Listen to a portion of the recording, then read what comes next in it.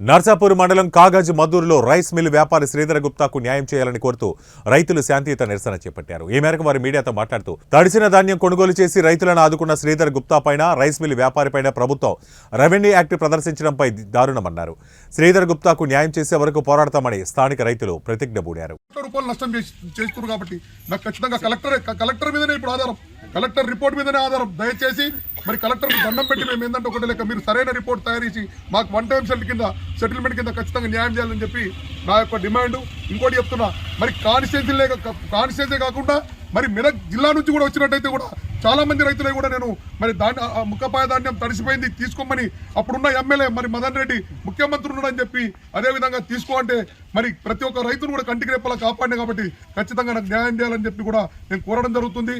ఎందుకంటే మరి ఎందుకు ఆ పరిస్థితులు ఎట్లుంటే ఏ రైస్ మిల్ కాడికి పోయినా 10 రోజులు రైతులు మరి అక్కడ ధాన్యం తెచ్చుకోకుండా రైతులకు అష్ట కష్టాలు పెట్టిన